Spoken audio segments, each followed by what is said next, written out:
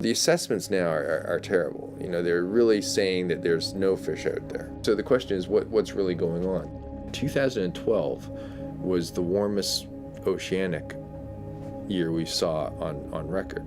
I'm a marine biologist, and my work, my laboratory and I, we work on a number of different animals, basically spatial distributions. The first sign really of climate change and ocean acidification is it's going to be changes in distribution. The primary reaction of animals to adverse conditions is movement. The industry was in pretty rough shape, and they wanted us to create a survey that would estimate the scallops in these closed areas. So what we tried to do is come up with this survey with these kind of parameters. So we wanted to know the abundance and the density. We wanted to know the size distribution, be able to measure things like natural mortality and the impacts of fishing. If we don't actually kill any animals with this survey, it's all visual.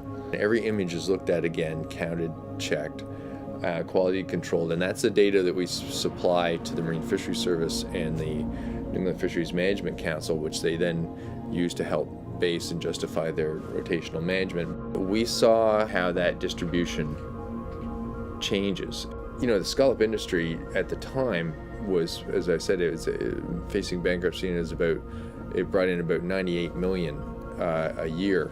Now, with this work, because they've been able to implement a rotational management plan. They've been able to get estimates of precise abundance and distribution. It's now a $550 million industry. In the last century, people thought that the oceans were absolutely inexhaustible.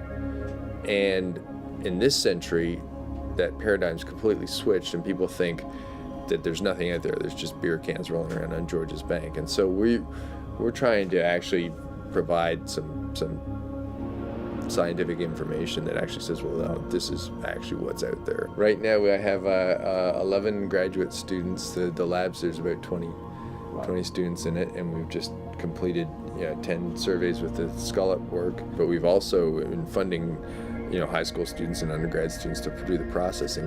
This kind of work, you're not going to be able to tell climate change right away with it, but the fact that we've got absolute measures, which is the number of animals per meter squared, and that it's associated with a Latin long and temperature, means that 20 years from now, someone can go back to the exact same spot and say, well, in 2004, they saw this here, and now there isn't any.